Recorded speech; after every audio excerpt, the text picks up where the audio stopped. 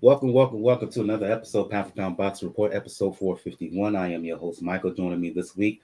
After being off last week, Gail from nyfights.com, Daniel, of course, from Four Boxing News and the Inscriber podcast. And last week, um, I had Lord Zoe, contributor for Three Kings Boxing. This week, I'm going to have another contributor for Three Kings Boxing. Corey, what's going on, everyone? Hey, how's everybody doing? Glad to be with you. We got lots of fights to talk about. It is not the dog days of summer for boxing. Indeed. For those who are new to Three Kings Boxing, what I'm saying, damn, my bad. I'm a senior writer for Three Kings Boxing, my bad. For those who are new to Pound for Pound Boxing Report, a live YouTube show, podcast, blog, etc., talking all things boxing. The motto is: when boxing is good, we will talk about it. When it's bad, we will talk about it. Bottom line is, if it concerns the sweet science, it will get discussed. If you want to find out any and all things about Pound for Pound Boxing Report, the site is the place to go to, p4pboxingreport.com. If you wish to email us with any comments or questions, you can do so. P4pboxing at p4pboxingreport.com on the site, which find links to where to check us out all over social media, links to Pound for Pound Boxing Report YouTube channel, Twitter, Facebook, IG page.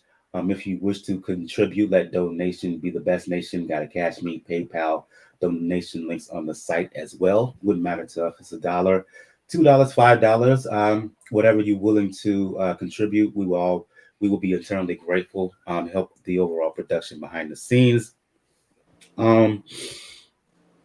If you are a fitness enthusiast like myself, please check out the link to Body BODI, formerly known as Beach Body on Demand, body programs, fitness programs for any and all suitable interests and goals. If you're looking for a boxing specific program, please check out 10 Rounds, and that is a 6-week program, 3 days a week of boxing based cardio, 2 days a week of weightlifting. Let's get things going. And because there were so many fights, I'm going to split the majority of the action that went down last week between everyone. But I want all input on this first fight I want to talk about, and that is the, as far as I'm concerned, the most high-profile fight of this past week, and that was the junior bantamweight showdown between WBC champion Juan Francisco Estrada, Jesse Bam Rodriguez, the former champion at 115. He moved down to 112, where he became unified champion, moved back up to 115.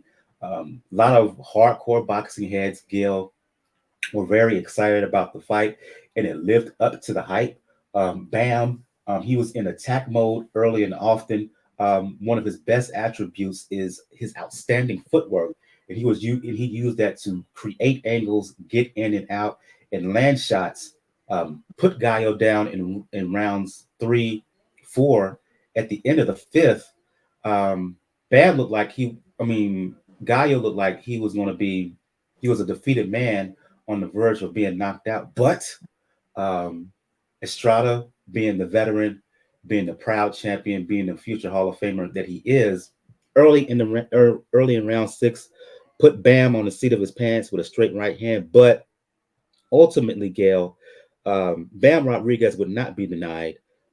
Too strong, too vibrant, too much vigor, too much power ultimately for Estrada. Beautiful left hand to the solar plexus towards the end of round 7, at the closing seconds of round 7.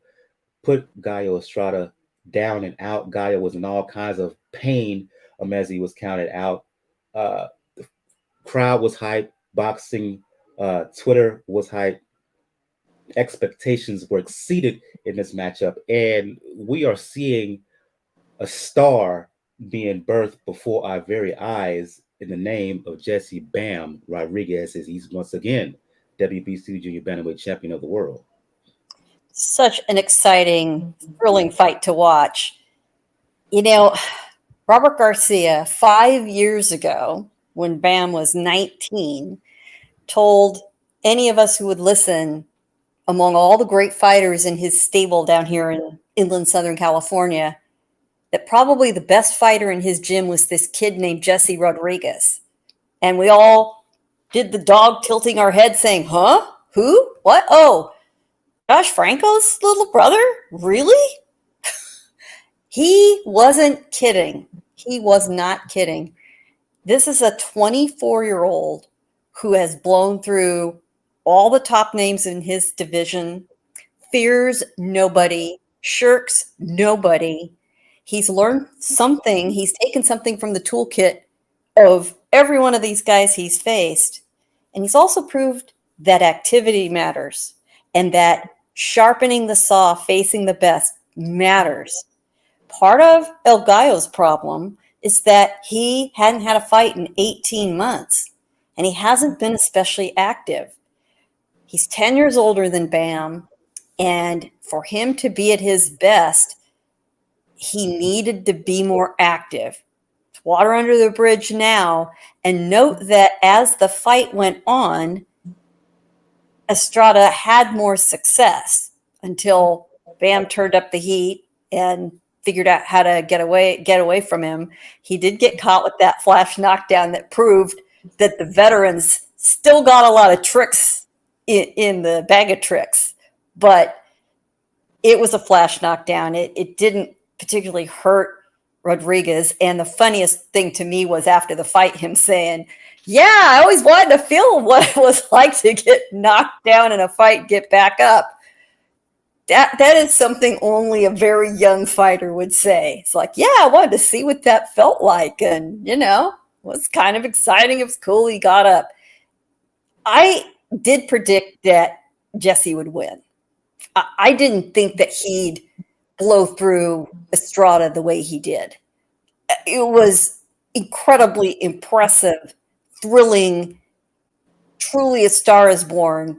The only concern I have, the only one, which really has zero to do with the fighters involved, is the fact that the public doesn't always pay much attention to the great fighters in the smaller weight divisions.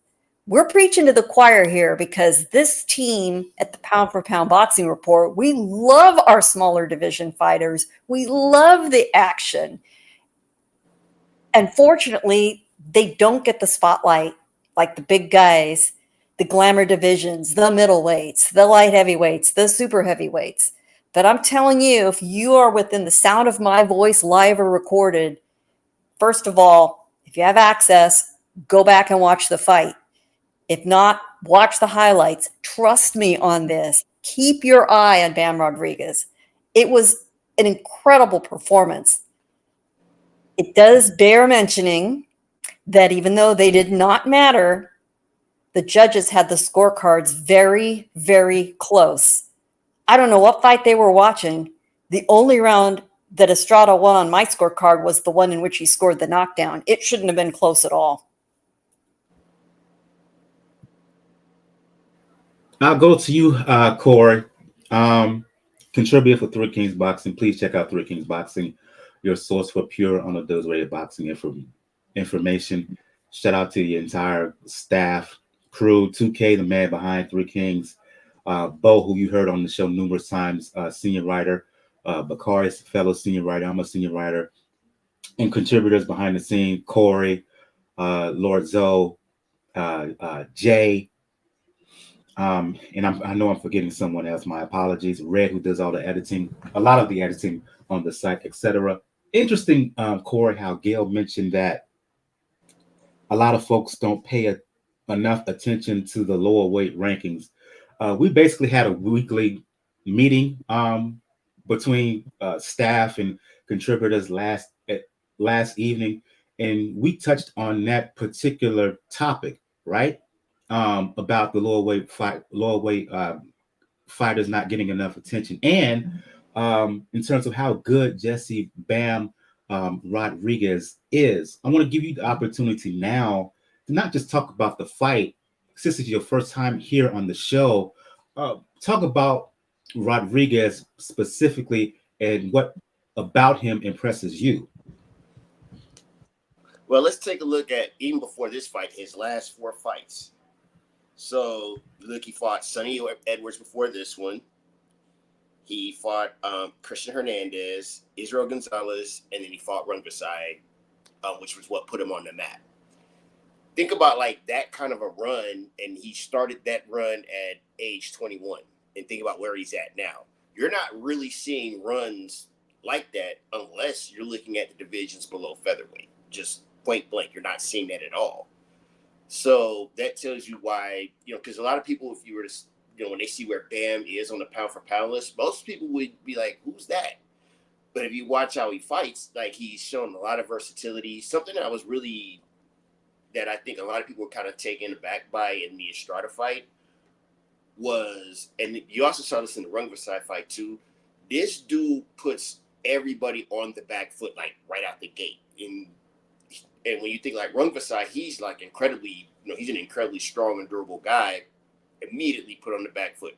Estrada, he naturally is a mover, but the fact that what I had to say about Bam is Bam showed really, like his footwork is really coming. His footwork was never a weakness, but his footwork now is like sublime. Like that dude is always at an angle to punch and always at an angle to roll out. Yeah, he got knocked down because he did stand in front of Estrada, and Estrada was desperate, so he was, throwing heat at him. But that guy, he's very technically advanced for a guy that's only 24 years old. And the thing about in the smaller divisions, you're seeing a lot of guys that show technical superiority because they're fighting the best, so they're improving at a very fast rate. So that's the other thing of why those divisions are doing so well.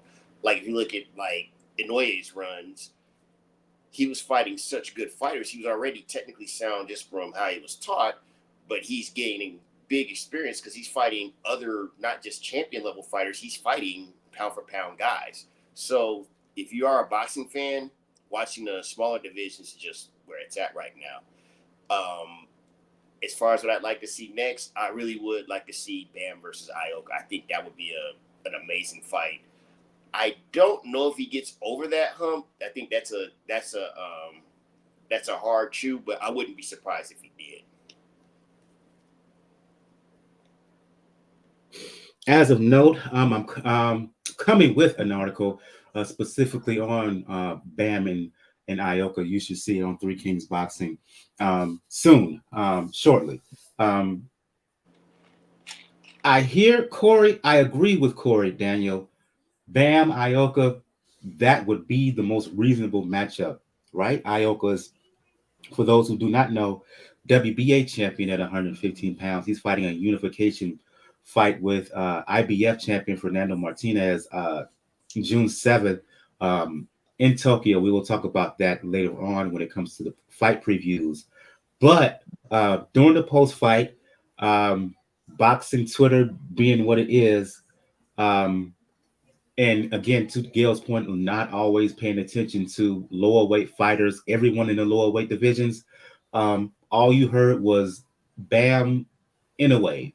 Bam in a way.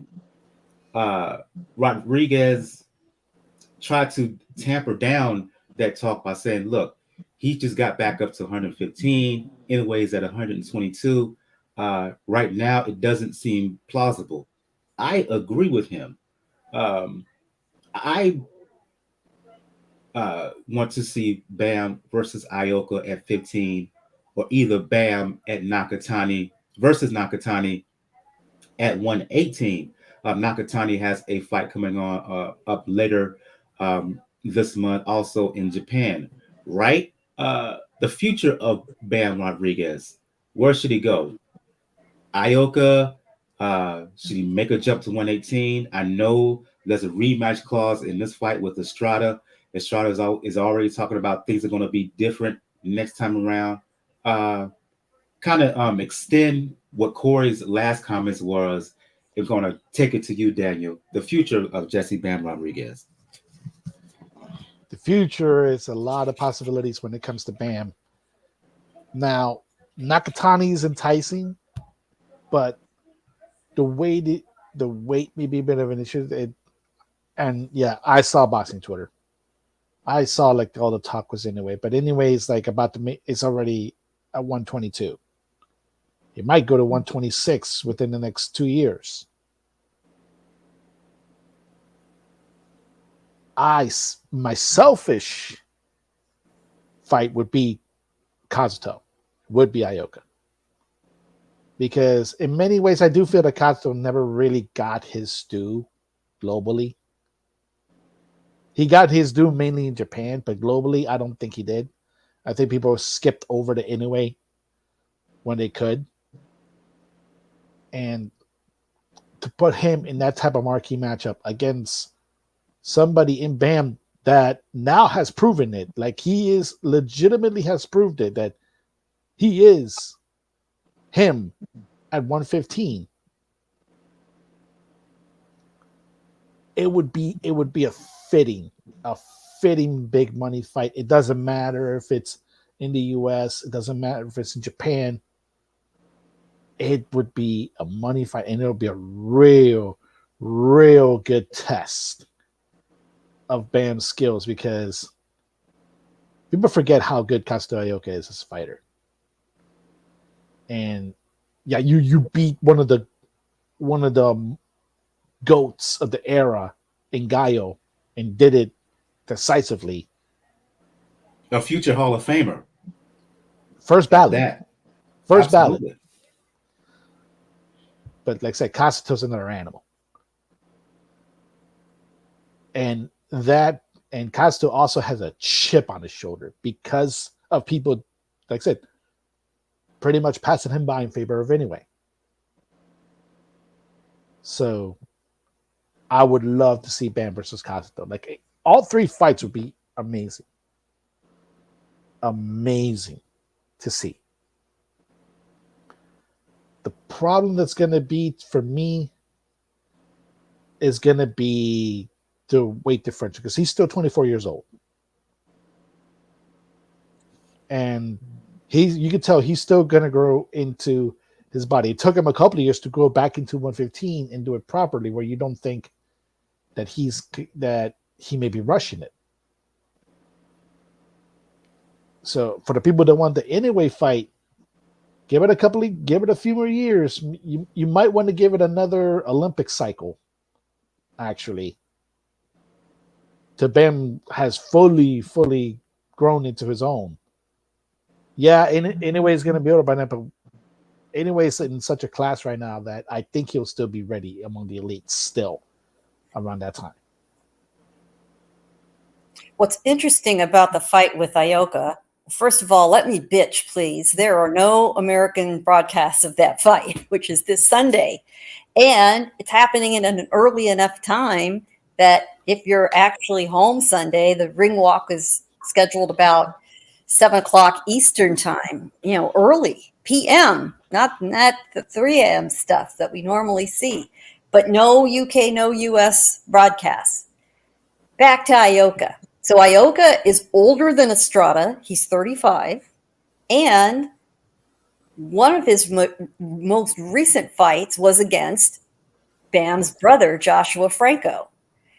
A majority decision win by the slimmest possible margin. There were 2 114 even cards and a 115, 113 card. And a lot of folks felt that Franco won. Yes, we all watched it. The only access we had was what I have now been calling the Mikey Garcia cam broadcast, because Mikey had his Instagram live feed going during the fight. That's the only way we could see it, plus commentary from the corner, which was tremendous. Mikey, please, we need that again. Ioka is a great talent, but I think he's there for the taking. And Bam has the insight from his brother having been in the ring with him for 12 rounds. So that's a fascinating fight. That will be whoever the winner is. And we're talking about this fight as if it's a done deal. There is, in fact, an opponent who's going to get in the ring, Fernando Martinez, who is just barely younger than Ioka, in his mid-30s at 33, I think. And he has a record of 16-0. But, one of these fighters who's fought somewhat limited opposition, 16 fights isn't a whole lot. once you're past 30 pro fights. So we'll see. But the winner of Ioka Martinez is going to have 2 of the belts. So that's a very, very attractive fight for Bam Rodriguez, whose goal initially is to unify the 115 division. What Gail is referring to, they actually fought twice. What Gail is referring to is that Ioka and Franco initially fought December 2022, and Gail is absolutely right. The main reason that a lot of folks was able to see that fight was because Mikey Garcia had a camera, or a phone, I should say. He was in attendance, had a phone, and we was able to see it through his phone as he had the fight up on IG. In that fight, close decision, unanimous majority decision draw, but a lot of people, myself included, felt that Franco won that first fight. They fought a rematch in June of 2023, but unfortunately Franco came in grossly overweight. I think over 6 pounds over the 115-pound limit. Underwhelmed in his performance because of the weight issues. Ioka won by a comfortable unanimous decision. So to Gail's point, Bam, who is the younger brother of Franco, should have some really, really keen insight towards Ioka, some extensive film study. I got to get this off of my chest, right? To the overall theme here of Rodriguez and his trajectory into stardom, right? And to Corey and Gail's point about Rodriguez and the lower weight divisions. I think this should once and for all cement Bam as an elite pound for pound fighter. And to Gail's point about people not paying enough attention, and really kind of a casual observation from the casual sex, or for the folks who claim that they're boxing fans, but when you hear them talk, they're not. Last week we talked about Tank and his win over Frank Martin. I'm going to put this out here and see who agrees or not. But before then, I want to give shout out. You should remember this name, Corey, from Three Kings Boxing Podcast. Mama Denise, who used to be a regular in the chat room. Yes. She's on with us tonight, so I got to give a shout out to Mama Denise, who's listening to us right now, commenting here in the chat. So I got to give her a shout out. Long time fan and follower of both Three Kings Boxing and Pound for Pound Boxing Report. But to my point, last week we talked about Tank Davis, and he got all this attention, and people were so laudatory of him based off that win over Frank Martin. I'm gonna put this out and want y'all response. Tell me why Bam Rodriguez is not a better fighter than Gervonta Davis. I know Tank Davis gets a lot of the attention. He is a superstar. He puts butts in the seats. He is a cash cow. But you cannot tell me that based on skill, based on resume, that Bam is better, that Bam should be ranked higher. Stephen A. Smith, after Martin's win, went on First Take, and we all know how he can be loud, right? Claimed that in his mind, Tank Davis is top 3 pound for pound. One, that's stupid, because you have to, if you're going to make that claim, that means you have to X out either Usyk, Bud Crawford, or Inoue, and no one's doing that. But again, tell me why.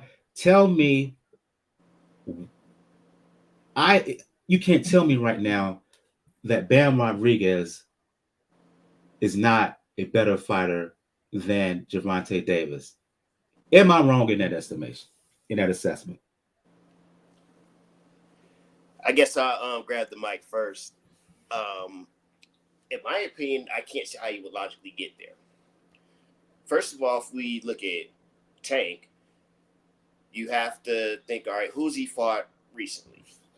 He hasn't fought actually a reigning world champion in a division he's been in for 6 years. He has fought no reigning champion that is a lightweight. And he is the cash cow of the division, meaning he could pick any fight he wants, and he has not chosen to fight any reigning champion in his division. And his division has been hot. The second thing that you would have to look at is during that time, the championship fight that he fought for, he went down in weight one division to fight Leo Santa Cruz, who actually got the belt by being elevated. And Leo Santa Cruz is a solid fighter, but you move backwards for a guy that had to move upwards a division. You then fought Mario Barrios, and while you fought him at 140 pounds, you fought him with rehydration stipulation. And he's also, at that time that you fought him, had never actually won a world title. You got that 140-pound title because you fought for a vacant belt in that division that they allowed him to fight for. So with that being said, I'm trying to figure out especially being that he's 30 years old, about to turn 31, what's the defining fight or fights that you would say, like, puts the stamp of approval on him? The last fight that would even be remotely something like that, you'd have to go all the way back to Jose Pedraza, and I believe that now is, 8 years old? That was in 2016. So while he does a great job of selling fights, and let's keep it a buck, just like they had the old saying, like, chicks dig the long ball, people love knockouts, and he is knocking out everybody. And the way he's doing it is that not only they're like crazy looking knockouts, there's a lot of drama in these knockouts. Like, you're seeing these knockouts and it's like, okay, he's down on the cards or the fight's close and he's getting them out of there right at that point. So on the entertainment value, yeah, I give him a 10 out of 10. But if we're talking about who is the best of the best, in Bam Rodriguez's last 5 fights, I can't find one of Tank's that kind of compares legacy-wise. And that's just where I'm at with it. You know, a lot of the ways we assess what fighters we like and what fights we like and what styles we like is what we are exposed to in different parts of the country, what we gravitate to. I'm a Southern Californian. I grew up watching fights on Mexican TV, the Mexican style. I'm always going to have an affinity for it. Come forward, aggressive, fighters that engage. But the reason I frequently gravitate to the lower weight divisions is because of the speed, the precision, the quality of the fighting. They just don't bang away at each other. You want to just see that, go see some slobber knocker heavyweights. And, God bless you if you like that stuff, because they need to get paid too.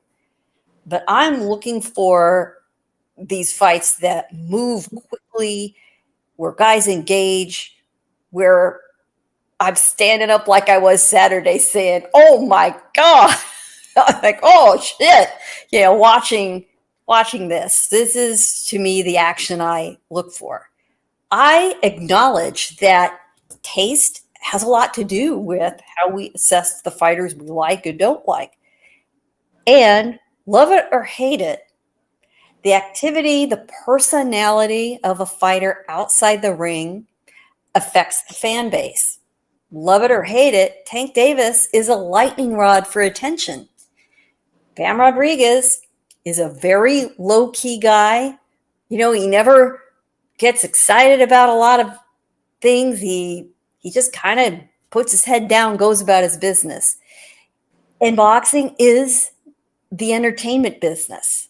So Tank has an edge that assists him, for good or ill.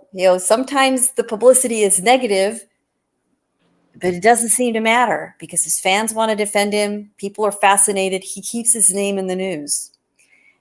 In between fights, Jesse Rodriguez is off living with his young family. He's a new dad. He goes about his business. He's not out there. He's not clubbing. He's not, doing the big sponsorships. He'll get there. It's a little early, and we have to acknowledge he is only 24 years old, and even though he's run through most of the top names that we know from around the world, he's just now getting onto the national radar. So I think as people get to know him and get to see him, they'll appreciate him. We never thought a little scrawny Filipino dude who came out of nowhere was ever going to become a big star, but Manny Pacquiao did it. I think Bam Rodriguez can do it.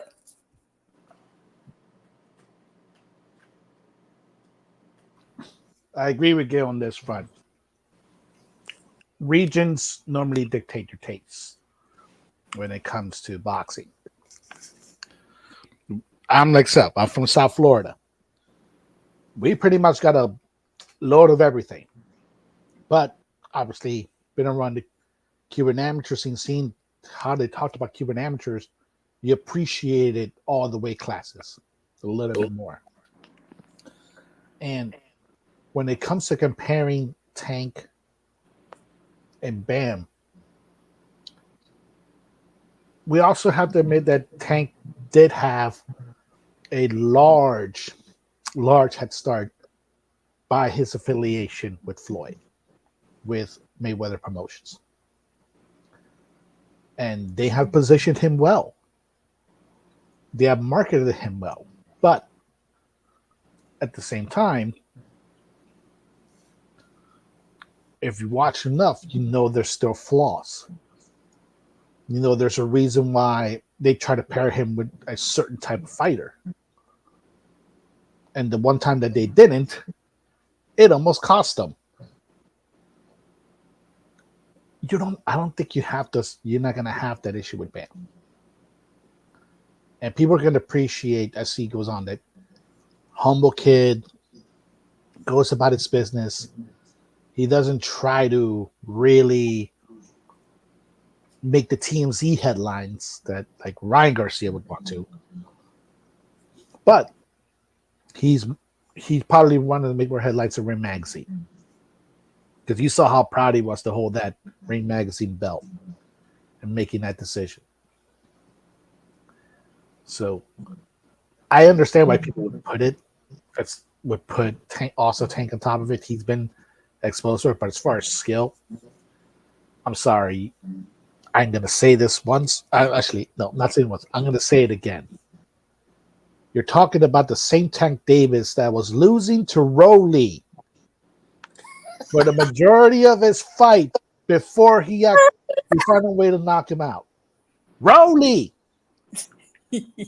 Bam does not have that buffoonery on his resume. Tank is losing all his fights until he doesn't. Honestly, it's just the way he goes. I have a question for the panel on that note because I kind of touched on it. Do you think it's intentional because he's strategically trying to figure out how to one-shot somebody out of there? Or do you think there are inherent flaws that prevent him from being able to consistently outbox somebody? I think so far it's worked for him so well that he doesn't worry about it. But the answer is both. He does have flaws. He is not going to ever engage in a technical fight with anybody. His boxing skills they're fine. They serve him okay, but most guys can outbox him. He fights a lot like a heavyweight, like a Deontay Wilder, a guy with so much confidence in his power and his ability to land the power punch before the clock ticks out. It served him so far. If it ain't broke, don't fix it has got to be his attitude by now. Whether that changes as he gets older, a lot like his friend Deontay Wilder, remains to be seen, but we're still a few years out from seeing whether that happens or not. I was just about to say that parallel. I was literally about to say that parallel. Tank, I'm gonna say it. Tank has skill. There's a reason. There's a reason why he's got on the radar for Floyd. He has skills. He knows how to fight. But when you position him at certain type of fighter, a certain skill set, a certain skill level, you're not gonna grow. And unfortunately, that's one of the things that happened with Deontay. It's still sad to me. I said it when we talked about him losing to Zhang. It's still very, very sad to me that you can still objectively say his best performance was when he beat Stavern in 2015. That was the most complete you saw a Deontay Wilder fight. And then, unfortunately, he fell in love with the right hand. It saved him a bunch of times until it didn't. And I don't want Tank to fall into that same trap where he thinks he's losing into it, but he just lands the right shot. Because we also have to realize he has power, he has pop, but he has also a pretty small frame. And eventually he's gonna reach a weight class. If he try 140 might be that weight class. Because I don't think his team may be dumb enough to try to do 147. Because you have people like Boots Ennis waiting for him. And if the money's right, Bud will be waiting for him. And though those are fights that Tank can't win. If you're a Tank fan, no, I'm saying it bluntly. He cannot beat Boots Ennis. He cannot beat Bud Crawford. Plain and simple. At this stage. But he has skill sets to do it. It's just I don't want him to fall into the same trap that Deontay did. I think he's already fallen into the same trap, into that quote unquote trap. The difference between Tank and Wilder is that when Wilder was a little bit more aggressive, he would take guys out early. Tank doesn't. I think in part because he can't. To his credit, he arguably the hardest puncher in the sport, one of them at least. And he does finish guys off in sensational fashion, but there are flaws in his game.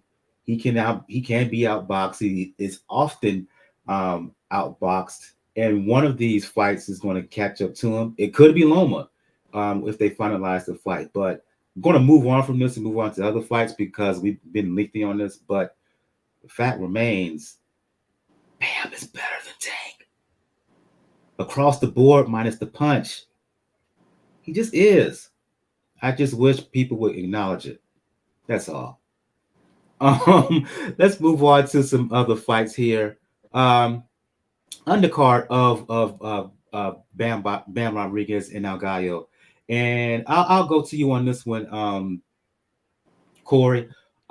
In Bam's previous fight, he stopped Sonny Edwards in the flyweight unification bout. Edwards fought on this undercard against Adrian Curiel. Was pretty much having his way. The only distress was a headbutt, which was produced a nasty gash on the around the right eye of Sonny. That was ultimately the cause of the fight being stopped at the very beginning of round 9. Outside now that Bam has left flyweight, is Sonny the best in the division? Even with Kosei Tanaka moving up to 112? I think it's close, but I would agree that he is the best in decision. And to speak as far as like how I felt he fought in this last fight, I thought he did a really good job coming off of a loss to do what he did. And he actually took a tougher than expected fight in taking this fight. So I take hats off to him for doing that. He's been a well-rounded fighter for a while, so I expected him to at least perform well. But what I was more impressed by was that, he didn't really show any signs of coming off a loss. He came in, he fought, he stuck to his plan like he normally does. He boxed his fight, which you kind of wondered, like, when you come off of a rough fight, how you're going to be in that regards. So I would say yeah, because I don't see anybody I think it's close, but I think he would be. I think he is the guy. Also on this card, Gail, Yamileth Mercado defending her 122-pound belt WBC version against Ramla Ali. Mercado winning by unanimous decision. I felt the fight was a little bit closer than the scores indicated. But in terms of Mercado, she's a definition of a pro's pro, a world champion, and a solid one at that.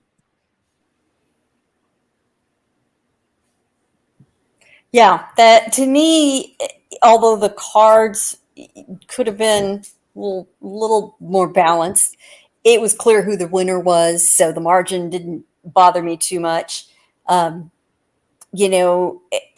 has really wanted to back Ramla Ali. She has been very popular.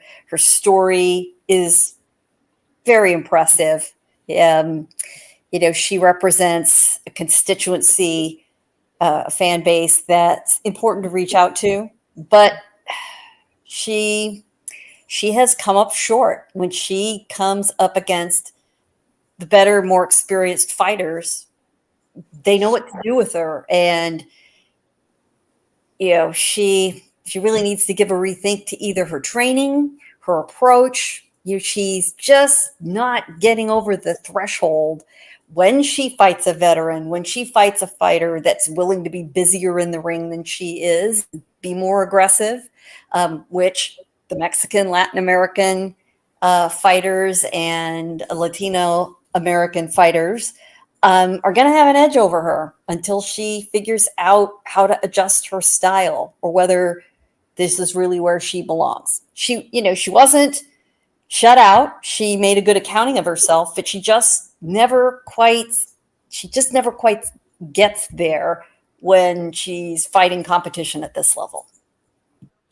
In Miami on ESPN, happening the same night as El Gallo and Bam, you had the return of Teofimo Lopez fighting Steve Claggett.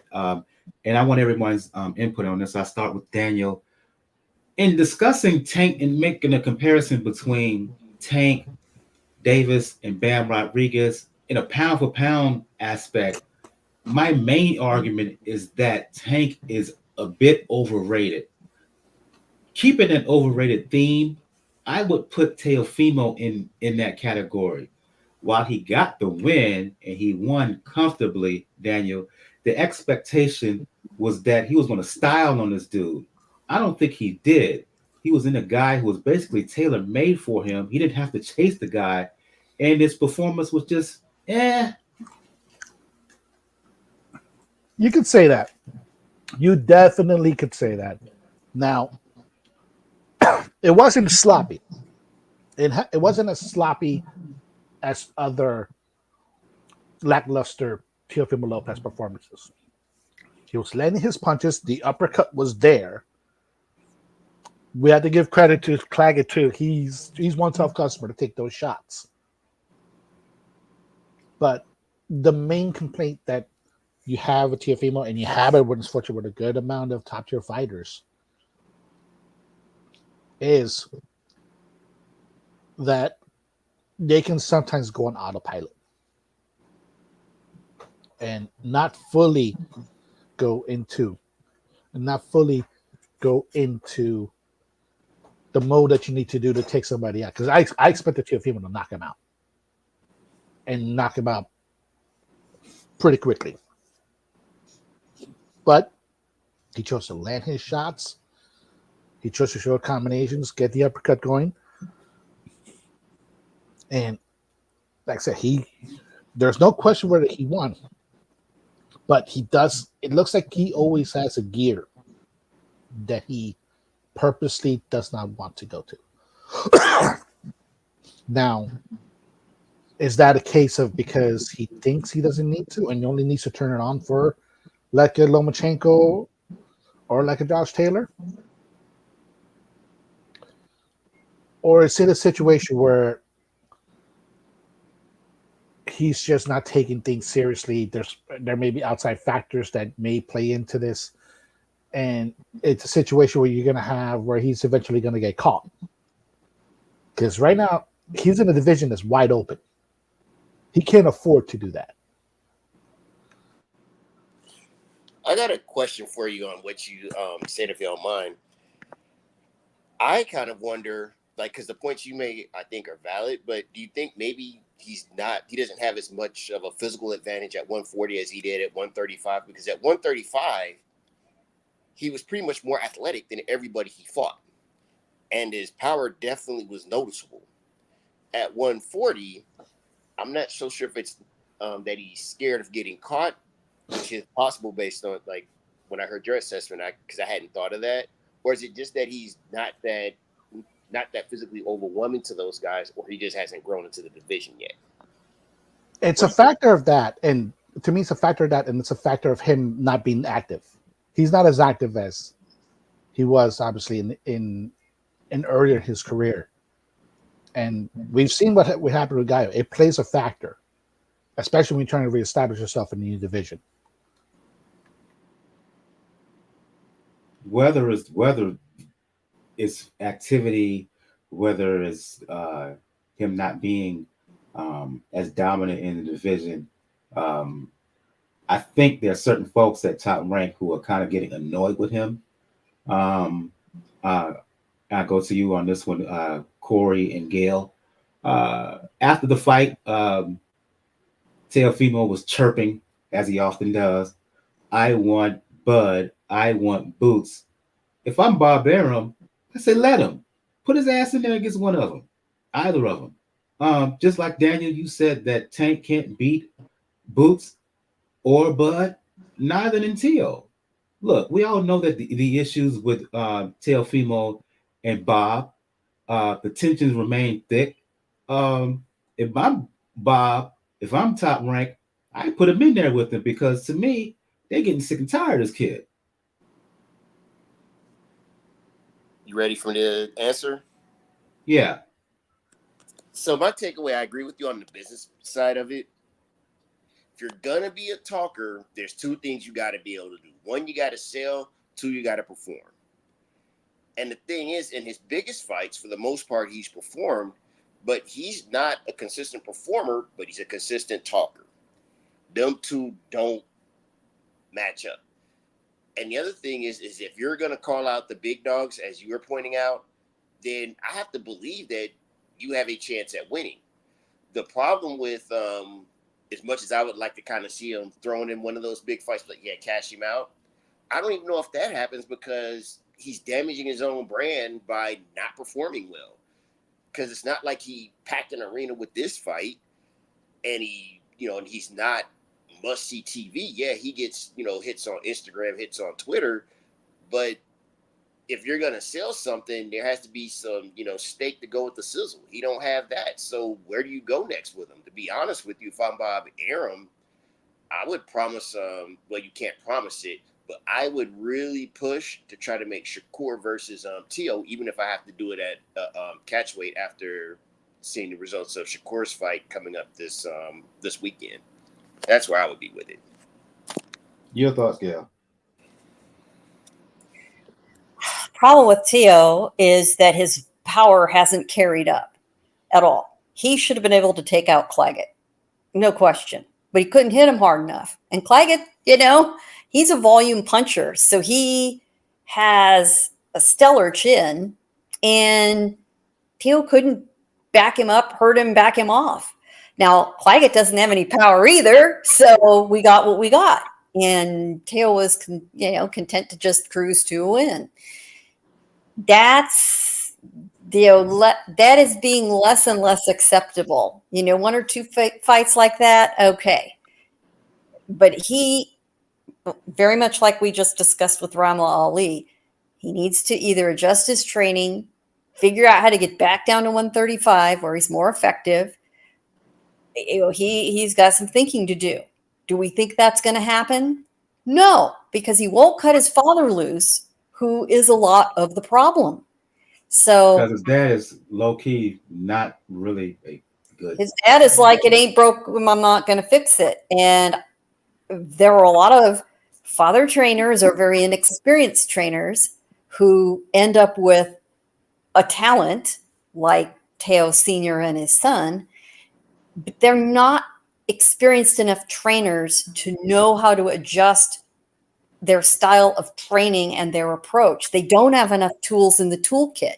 They only train to the ability and exact style of the one talent they've got.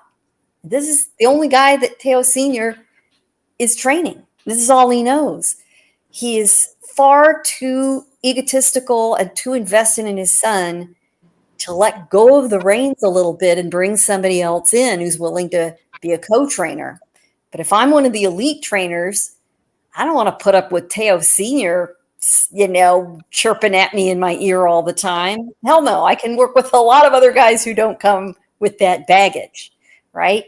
Say what you will about Virgil Ortiz Sr., he at least called in another trainer when he knew that he'd reached the limits of his ability with his son. And to an extent, Bill Haney did the same thing. They bring in a lot of other voices into the gym. The difference, though, is Haney Sr. is now training a lot of other prospects who have different skill sets than his son. And I would argue that Haney Sr., with some of his prospects, has become a pretty damn good trainer up from his, father trainer beginnings. So Top Rank is only going to put up with these sort of fights with Lopez Jr. for so long. They would love to have a few more East Coast, New York, Miami-based geography fighters, because that's an area they can own, and they're very good at bringing out the fan base.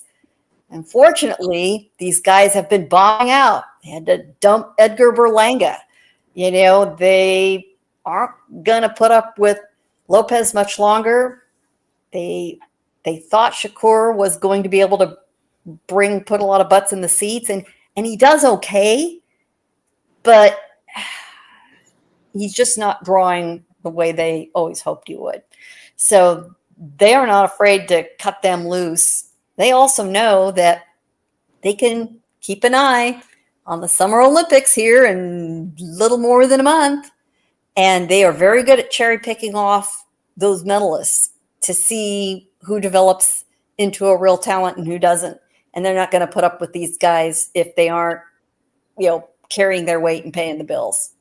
And I continue to be perplexed by people who think Teofimo Lopez Jr. at this stage of his career is top 10 talent, a pound for pound talent. I'm like you. Maybe there's something in the water here at the Pound for Pound Boxing Report, but none of us here see it. I surely don't. That's for damn sure. No. Too inconsistent. Look, as much as Bill Haney loves to run his mouth on IG, right? He knows when it comes to his son, for Devin Haney's best interest, he knows when to shut up and step aside, right? Teo Sr. doesn't know how to do that. Get out the way sometimes, because what you're doing right now with your son ain't working to his son's benefit. Too inconsistent, right? The obvious flaw. Why?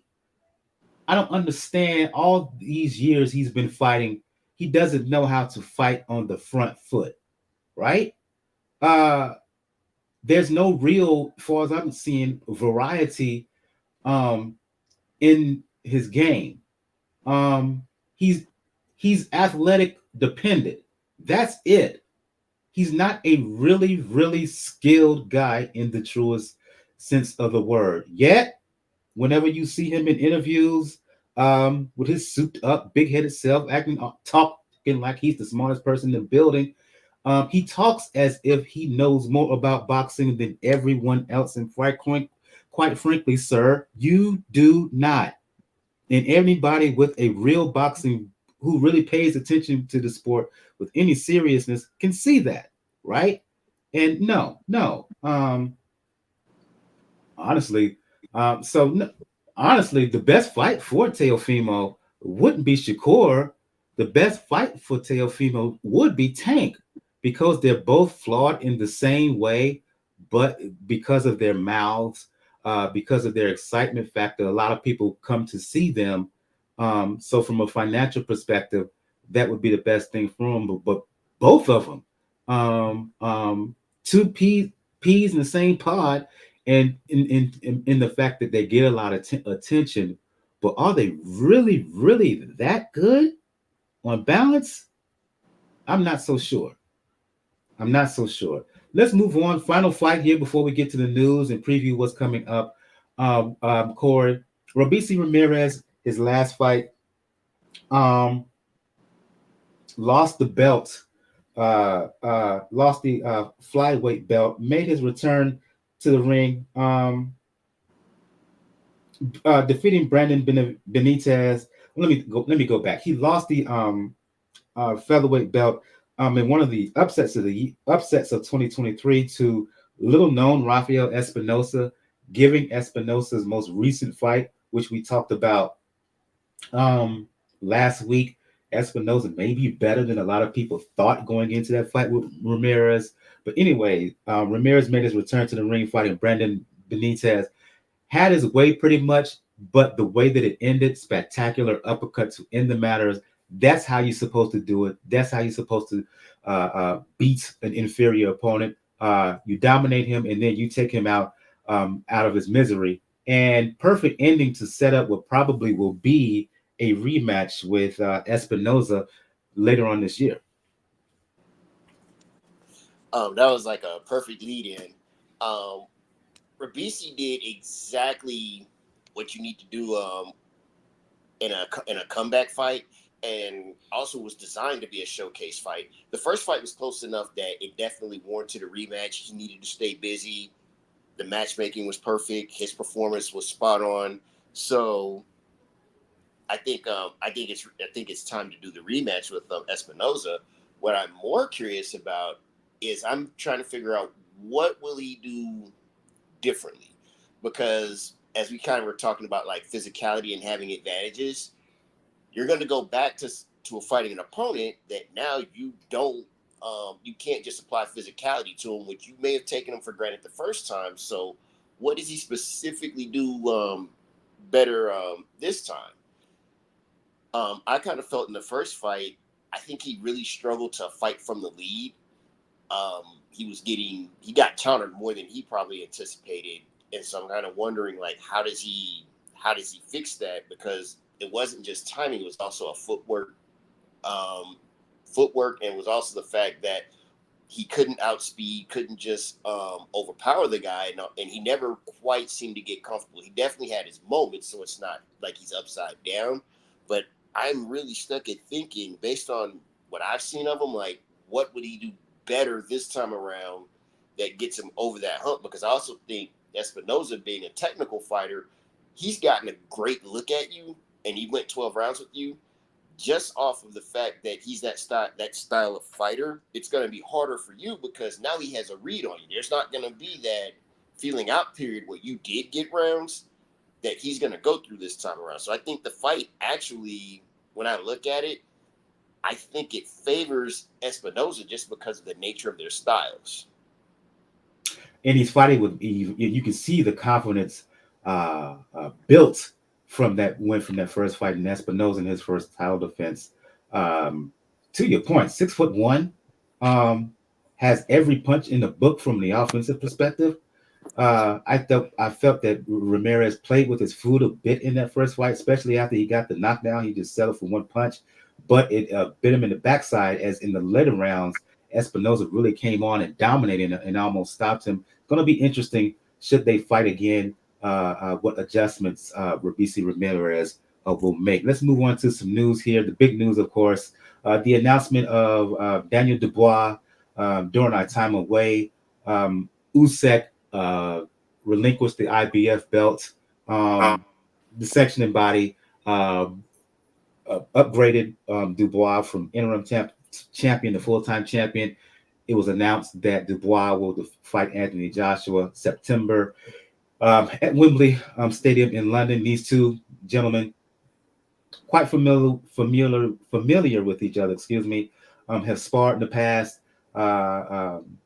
Had the press conference afterwards. The two got into it a bit during the interview where Joshua took offense to some words from Dubois. Dubois was fighting with all-time high confidence. Gail, Joshua's on a bit of a resurgence following the rematch loss to Usyk.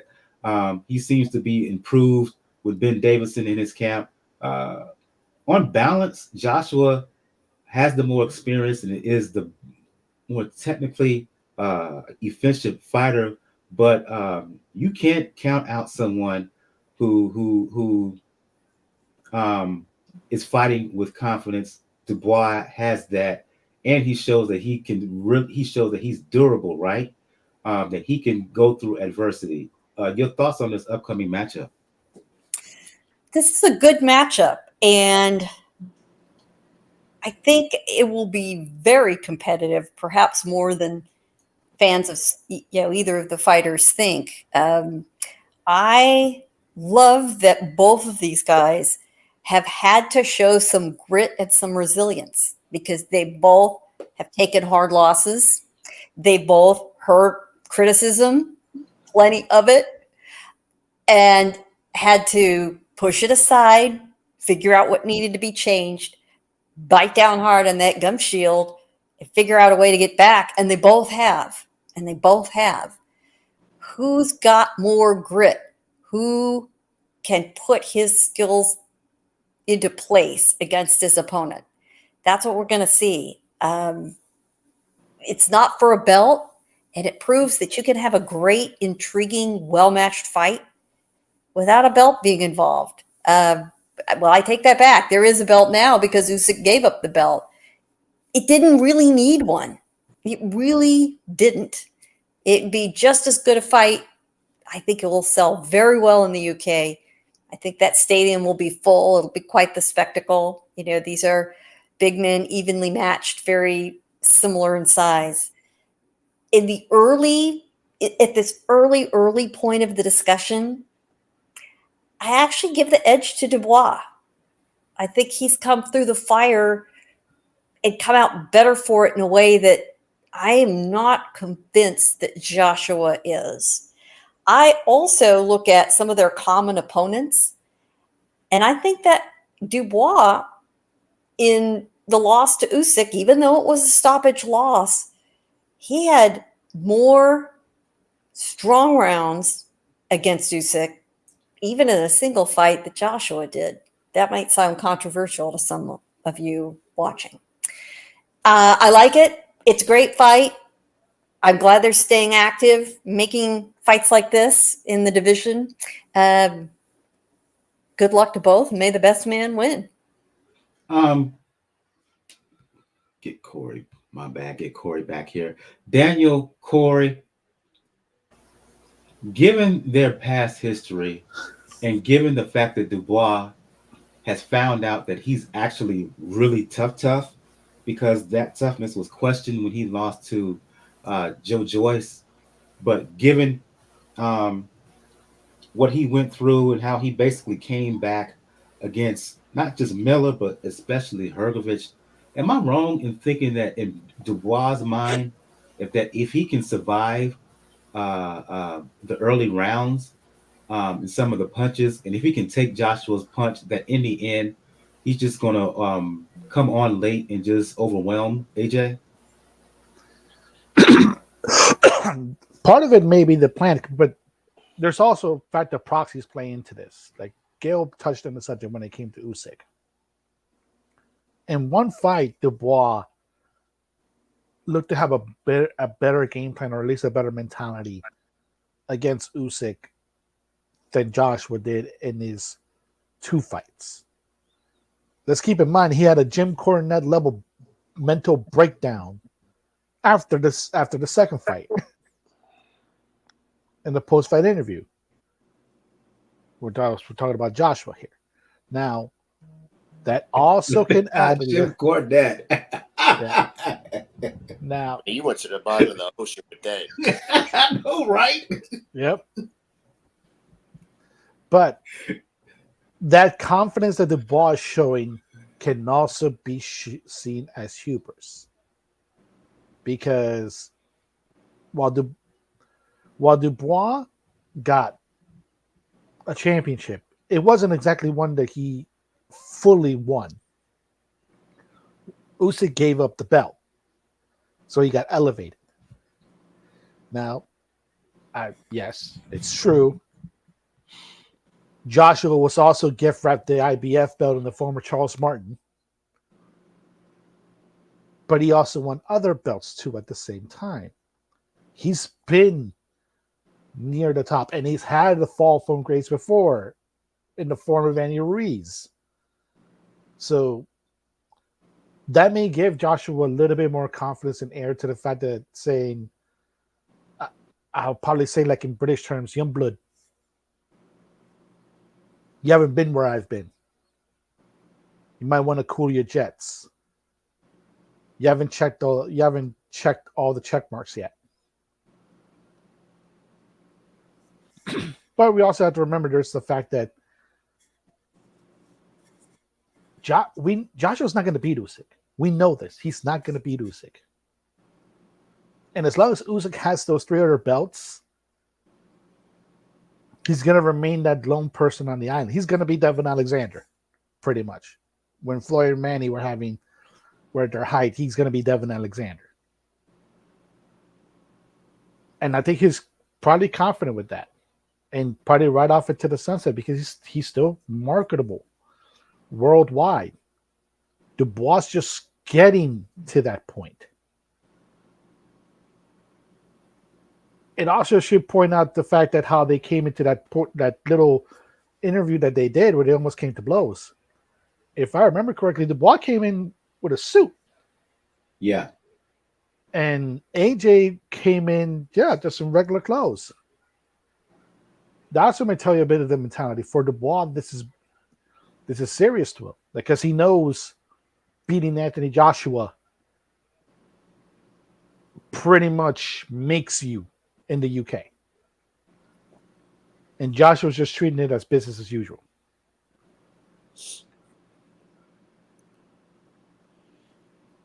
Your thoughts, Corey? I like this fight a lot. It's kind of like, in boxing, kind of the best storyline is the coming of age storyline. This is that. You have an experienced veteran. He's been there, done that, won world titles, unified belts, fought other champions, won some, lost some. And Dubois, he kind of has like a bit of a rocky story. We saw him get stopped against Joe Joyce, but it was his behavior that really scared us. And to Daniel's point, which was kind of funny, it was like a Jim Cornette level meltdown. So there's a lot of drama to the fight. I personally kind of favor Joshua because of the experience. They both have kind of had that soft tag on them at different points where it's like, you look kind of mentally weak here or there. And so they both look at each other and think, I can bring that out of you. I think, I kind of, unlike Gail and Daniel, I don't really look at the Usyk fight to look at this fight. I think Joshua has nothing that's similar to Usyk style, and Dubois has nothing that's similar to Usyk style to me. So I don't really use Usyk as kind of a benchmark when I look at him against each other. Joshua, the thing that you're always going to deal with him is 1, he brings size. 2, he brings a good punch. 3, now he understands pacing himself.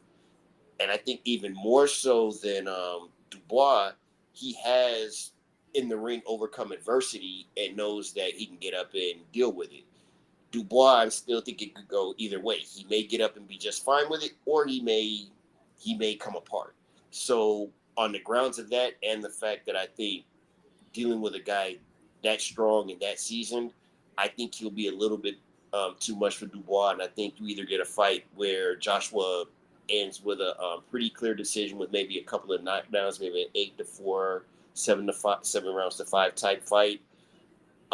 Or Joshua stops him somewhere like right in the championship rounds.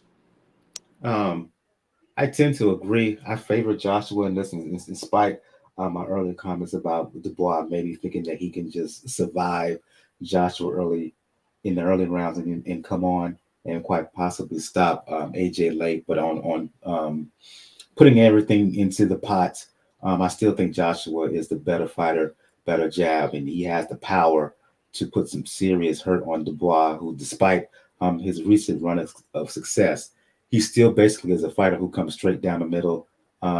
He still leaves himself open, and anybody who AJ can hit on a consistent basis, he can hurt, and he can knock them out. Doing the recaps, right? And even let me say this. Last week, we previewed Lamont Roach's first defense of the junior lightweight title, WBA version against Feargal McCrory. During that time, I was like, yeah, it's a fight, but I'm not interested. I kind of treated it with disdain. Before we hit the record button, we all kind of treated that fight with disdain, and I guess that level of disdain carried on because it's totally slipped my mind. I forgot to mention it here doing this particular live show. So let me talk about it right quick. I can wrap this up. Roach making the first defense of the WBA junior lightweight belts that he captured November of 2023 against Hector Luis Garcia. Roach fighting McCrory in the champion in his hometown of Washington, D.C. And he pretty much had his way in this one. Dominated McCrory from the opening bell, put him down twice, in round 3, twice in round 4, finished him in 8. Dominant performance, impressive performance, but the problem is context is critical here. It's safe to say that junior lightweight is arguably the worst division in the sport. And no offense to Roach, but this is the same dude who lost to Jamel Herring. Got to keep that in mind. So while Roach performed well, on balance, when you look at him and when you look at the division, it's like, he's a decent champion in an otherwise poor division. So the level of credit is only going to go so far. Had to get that out the way because, again, I don't want to be disrespectful to the kid. He is a world champion. And yeah, just didn't, despite my level of disinterest in the fight last week, he is a world champion, and I got to give him his credit on that. And it would really be disrespectful. I would just not talk about it now. So I got to get that out the way. Let's move on to preview some fights this coming week and this coming weekend. How do I want to go? In our discussion about Bam Rodriguez, I think we all agreed the fight we want to see Rodriguez fight. The opponent we would like to see Rodriguez face next is WBA champion Ioka. As we mentioned, Ioka is going to fight Fernando Martinez. It's going to be July 7th in Tokyo. Ioka, future Hall of Famer, 4-division champion, but he's facing a Martinez who's just not, he's not a bum, right? He can fight. I'll go to you on this one, Corey. The question for me is, will this be the fight where Ioka gets old in one night? He is 35. He's preserved himself very well, but time and age waits on no fighter. If Ioka is still the fighter of years past, he should be able to outbox Martinez. But Martinez, with his pressure style, right? He could be or present the kind of opponent that if Ioka is off his game, could give him some problems. So, to your point, I actually think Martinez will give him some issues. I don't think it'll be enough issues to threaten to win the fight, but I actually think the fight will be competitive. I might be a dissenter in that area, but I just kind of think that'll be the case just because of the style matchup. With that said, you pointed out some key things about Ioka. One, he's a professional. He's always going to be on weight. He's a guy that's in the gym, always working on his craft. So that's a guy I don't see just falling apart. Number two, the other thing is that he still has a couple of fights that he'd be looking at saying like, hey, I got to make sure I got to handle business. So once again, back to that professionalism, I think he goes in there and does what he needs to do because he knows that he has a couple of big fights that he can get made if, he gets over this hump. And then lastly, I just think we're just talking about kind of two different levels of fighters. So yes, Ioka might be a little shop worn, but I think we're talking about a B, like a B plus type guy versus a B minus C plus type guy. And I think that gap in skill and experience, I just think the cream will rise. Again, that's going to take place July 7th in Tokyo, Japan. So the hardcore sec will certainly be up early in the morning. I think you said the walkout is going to be around 7 a.m. Eastern Standard Time. Gail, so the hardcore sec will be up trying to find this fight because to her point, it's ridiculous. Let me stop you. 7 p.m. Eastern Time. It's an evening fight. So what? Wait a minute. If it's 7 p.m. Eastern here, that is what I'm reading. Now that means it's going to be early in the morning. That don't make no sense. It's not going to matter because there is no broadcast to the Western Hemisphere. No US, no UK. Maybe you find a stream in Japan. Double check your times. But yeah, and this is Sunday. So it's very possible we're looking at something we're not going to be able to see anyway. The hardcore will have to wait for highlights. Yeah, because if it's that, I have to check that because if it's that time, there may be some. I'll talk about it after the show. I'll go to you on. I'll go to you, Daniel. On the day before that, July 6th in Newark, Shakur Stevenson is going to defend his WBC lightweight belt against Harutyunyan. But on the undercard of that, I mentioned how the junior lightweight division is not that good presently, but a champion at 130, O'Shaquie Foster, WBC champion. Solid guy, right? You don't want to root for any fighter as a member of the media. You want to stay objective as possible. But speaking of fighters who tends to be a pro's pro,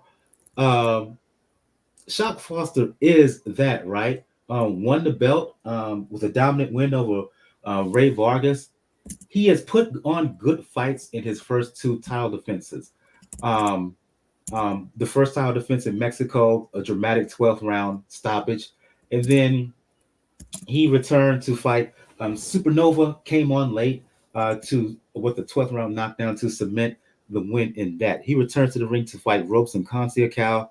Conceicao, many people may remember for his fight with Shakur Stevenson. I think that was last year.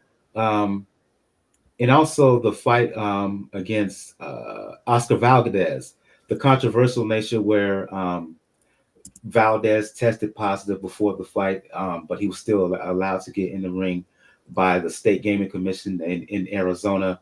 There were some who felt that Conceicao beat Valdez that evening when they fought. Conceicao, solid guy. Foster, decent champion. Yep.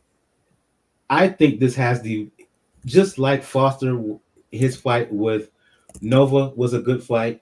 His previous fight against Martinez in Mexico was a good fight. I think he's in for another tough opponent here in Conceicao. rephrase that. I love the way you phrase that. Is this? Remember, this is not his third defense, and I believe in less than a year, if I'm Right. correct. Right. That is a definition of in the modern age of an active fighting champion. And you can't say O'Shaquie Foster doesn't have a flair for the dramatic, because you mentioned how he's won in those two title defenses. And it's been against pretty solid competition. Conceicao is going to be one of those competitions too. He's solid. He knows how to grind out a fight. Like you mentioned it, you can make the argument that he did beat Oscar Valdez. So this should be another solid performance. O'Shaquie Foster seems to be the guy that does always rise to the occasion. He doesn't fight to the level of the competition. And yeah, 130 is not. It's a division that's currently on the downswing, but you can always have that one anchor, that one guy you say like, yeah, the division makes up, but you got to look out for this guy. O'Shaquie Foster's turning into that guy, and if I have a feeling this fight's gonna go long again, but to me, O'Shaquie Foster's probably come on late, probably win it by decision. But it'll be impressive enough where you can say, yes, he should be the face of one at 130. And I looked it up, Gail, and yeah, absolutely right. That is weird. 7:00 Eastern on a Sunday. Yeah, go figure, right? That means there's going to be early in the morning, like 6, 7 in the morning Japan time. That makes no sense. Oh. It's very possible that because it's an Argentinian fighter, there was some sort of deal cut. Yeah, it is very odd timing. The whole setup is odd. And the fact that there is absolutely no broadcast deal at all of any kind, ESPN Plus has been more aggressive about bringing in these Japanese cards because of their interest in Inoue. You think that DAZN would have interest because of how much buzz Bam is getting and the potential, for this unification fight down the road. It would cost them very little to bring in this broadcast. And it is only Monday. So, maybe there's some last minute discussion and deal, especially given the performance on Saturday with this fight roaring up. On the other hand, playing devil's advocate, arguing against it, is the very end of a long holiday week in the United States. How many people are going to be sitting around watching a fight from Japan in the middle of Sunday afternoon? Yeah, that is weird for sure. Well, you want to say something, Daniel? I was going to bring something up. This isn't new in the recent age. We have to remember Bob Arum did do this a little bit when he was trying to have a footprint in Macau. He did have a couple of Manny Pacquiao fights in the daytime in Macau, which would have been evening here. So it's not really unprecedented, but again, that caveat unfortunately is that there was actually a broadcast. Now, the only probably main way to watch a fight is if you have to do a VPN and position yourself in Japan. Yeah, I'm getting distracted here because I'll just explain it once I hit the off button, once we're off air. I'll go to you, Corey, to talk about the main event of that ESPN card in New Jersey. Shakur Stevenson defending the WBC belt in his hometown of Newark against Harutyunyan. Coming off of his last bout, which he didn't look great. Is there pressure on Shakur to look good? Especially when you look at his most recent bout against De Los Santos, which a lot of people felt that he underperformed, and some people accuse him of running even. Yes, there is a lot of pressure on him. One thing that is a little bit different in his mentality that and as much as I like, he's one of my favorite young fighters in the sport. But one of the things is, and you're seeing this with Teal to a worse degree, but when you're, a guy that's mentioned as a pound for pound lister or like part of the future of the sport, like it or not, there's going to be pressure on you to perform. Yeah, there's going to be times where a fight's tougher than you think, and you secure your win. And he did say he had an injury in that fight, so I'm gonna take him at his word. But this fight, after that performance, because you got a very bad fan reaction, and being that he likes to spend a lot of time on Twitter, and being that he likes calling out his peers, you gotta perform in this fight. A lot of people kind of liken Shakur to Floyd. Well, this version of Shakur that's in his 20s is not anything like the version of Floyd in his 20s, in that Floyd was out there putting these dudes in the trunk, and if he didn't put them in the trunk, he beat them up. If you're going to, try to walk that path, and this is where you just can't just duplicate somebody else's career. You really got to go out there and live it. I forgive you for the last performance, but now I gotta see something legit. And the thing is, you're fighting an opponent that you saw Frank Martin struggle with, and you said you could stun on the guy. So he's even made his bed. So he put that pressure on himself, as well as the fact that pressure is on him because he wants to align himself for certain fights. And this is your last fight under your current top-ranked contract. And folks are already talking about him moving over to Matchroom after this fight. Right. And so while I'm not, I think it's hard to speculate on where he might go, but you really don't want to walk out the door and leave a bad taste in the fans' mouth, and possibly, putting besmirching yourself in the eyes of future promoters that you may want to work with. So the pressure's coming from all angles. You got the business angle, the fan angle, and even the personal angle that you got to, this is the performance where it's a must. There is no just win the fight. If all you do is go out there and just win the fight, you're going to hear about it, and it's going to be a problem. And I think we're going to end things on that matter. I want to thank everybody who joined us in the live chat. Shout out to Mama Denise, who was listening. Again, Mama Denise, longtime listener of both Pound for Pound Box, longtime supporter, of both Pound for Pound Boxing Report and Three Kings Boxing. Going to go around the panel here. Begin the show, ladies first. Going to end the show with ladies first. Gail from nyfights.com. For those who want to talk all things boxing, let the folks know where they can find you. I will also add that we have the return of William Zepeda, El Camarón, one of the That's right. volume punchers in boxing. On Saturday night, a tidy little Southern California card for your July 4th weekend fun around here. My kind of fireworks. You can find me, despite the fact that I am here on the West Coast, at nyfights.com. I'll go to you, Daniel from 4 Boxing News and the Inscriber Podcast. For those who want to talk the sweet science, for those who want to talk pro wrestling, for those who want to talk the NBA, especially when it comes to your beloved Miami Heat, let the folks know where they can hit you up. It should be the same way with folks on Twitter, Threads, Mastodon, Blue Sky, Rockers99, RAWKUZ99. If you catch me on there, because it's already July, folks. It's already July. Right. That's how. But it is not a bad July. It's not a bad time to be a boxing fan right now, and who knows? We might get some more surprises in the future.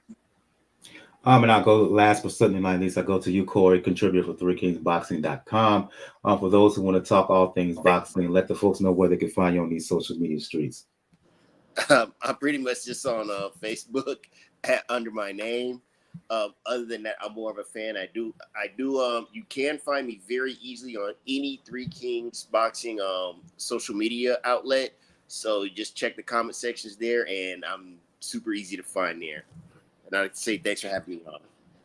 Appreciate it. No problem. Going to have you on again on a more regular basis. Again, The plan is to feature, because I am a senior writer for Three Kings Boxing. I talk 3KB off. I mention 3KB often on this particular podcast. It only makes sense that I have more folks from Three Kings Boxing .com here on the show. So you had Lord Zoe last week, Corey this week. The plan is, fingers crossed, is to have Jay, another contributor for Three Kings Boxing, and so of course next week.